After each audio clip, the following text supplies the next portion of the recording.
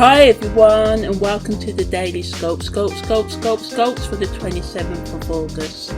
So yeah, as you can see, there's a lot going on today with the new moon. When there is a new moon, it's an excellent time to think about new ways to improve your life, start new projects, look for a new career path and things like that. Creating a strategic plan to ensure you stay consistent with your goals is the best use of this time. Even though it may not be the best time to take practical action, it's a good time to at least plan, write down things, do your research and things like that. Do not underestimate the planning side of things when working towards and thinking about your goals.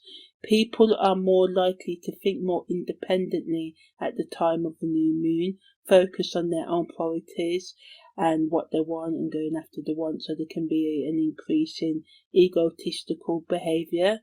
There can be less shyness, and although some people tend to be more introverted at this time, so there can be more sort of like shyness and less socializing than normal. Although we're all different, some people may party more during the time of the new moon. So yeah, both the sun and the moon are at the 10th Sabian degree. Each zodiac sign is made up of 30 degrees. There are 12 zodiac signs, so they are 360 Sabian symbols.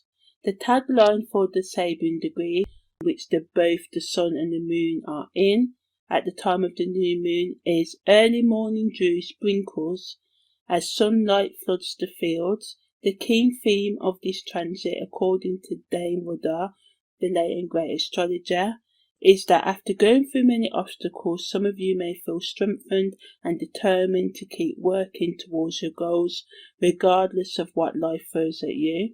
There may have been many sorrows and losses, yet you now realize these are all part of life, as happiness and pleasure. You may not like this fact, but you are more open to accepting it. Realizing after your many emotional and or psychological and spiritual problems, yes, times have been tough, but you are still here.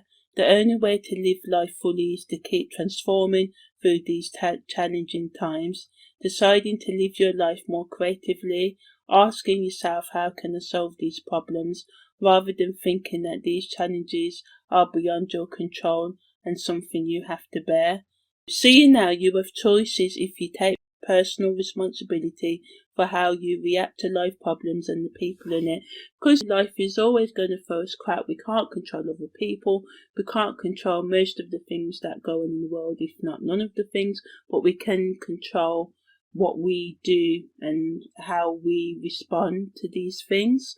The sun and the moon are also parallel the fixed star, then the bowler, whose tagline is to go against society, so this supports the possibility of exciting events and changes in personal expression on the individual level.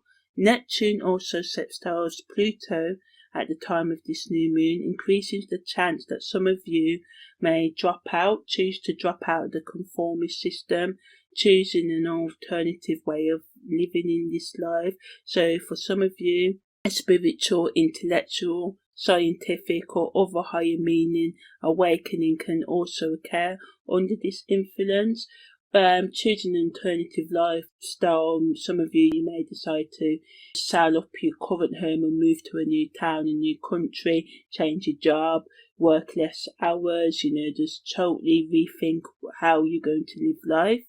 The ongoing Mercury trine Mars transit allows for quick learning of new ideas. Mars also sextiles Jupiter at this time, so this provides for the added energy to achieve your personal goals and to break free from anything that's holding you back. Globally, there can be some big event that affects us all collectively. Some sort of reform is possible. Negatively, psychological and spiritual illnesses can also be experiences, as well as disagreements with loved ones. Venus also opposes Saturn at the time of the new moon, supporting those who want to push aside their emotions and circumstances to build the life that they really want. Sudden separations may also happen during this transit. The separating Venus square Uranus transit supports the restlessness in committed relationships, so some of you may break up, but this may be a good thing. Remember, Uranus went into retrograde earlier this week, so it's asking us to look at the things that are holding us back and to let go and to move forward. Endings can happen due to some people wanting more independence. They can also react negatively to anyone's claiming them, especially those in authority.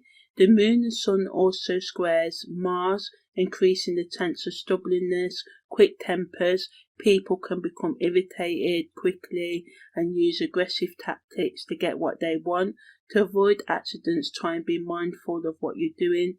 For those of you who may try to end toxic relationships, harsh words or actions may be said or done, so be aware of that. Keep yourself as safe as you can and reach out for help if you need it. Mars is a powerful motivational energy, so this is a powerful time to take charge of your life direction. The Moon enters void of course just after the new moon, signifying that now is the time to try new options and to think about new thoughts, change your belief patterns. Obviously this is not all going to come at once, but just to look into ways to changing those self-destructive habits and thoughts that hold you back.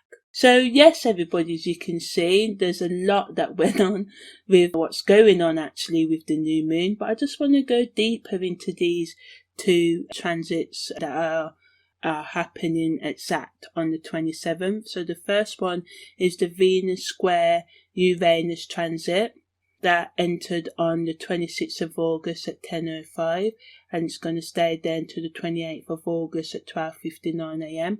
and strongest on the 27th of August at 5:53 a.m. And as I said, with these transits, they're always applying and separating, so they can always affect us up to a week before and after any dates that I give. As I said, Venus square Uranus can make people instantly attracted to each other, falling in and out of love quickly, being driven by lust. Breakups are possible, especially in unstable connections. So the key word is expect the unexpected. It is easy to fall for someone's charm and charisma, as you may have learnt already.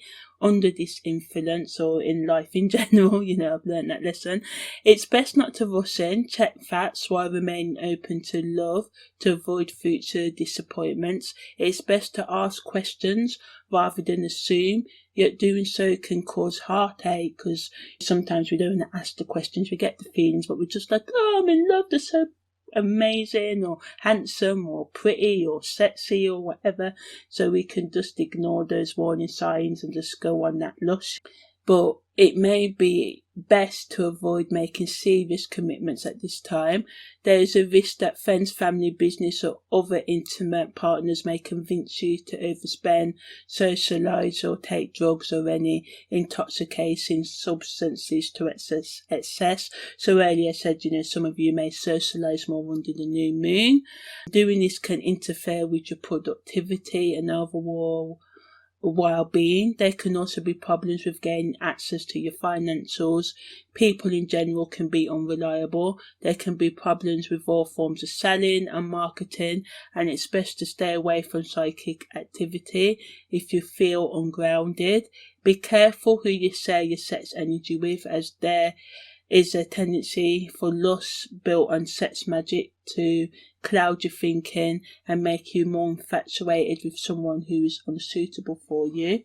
So yeah, very heavy, but you know me by now, I like to go in depth and just give all the possibilities, because just like we have night and day in this realm, we have light and dark energies, and so yeah.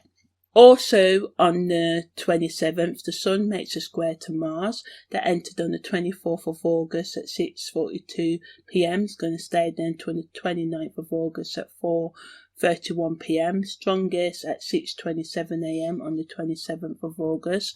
So, yeah, as I was saying in earlier, Sun square Mars can make people more egocentric than normal, causing aggressive words or actions, people overstepping others' boundaries, and at worst, as I mentioned, bullying is also possible.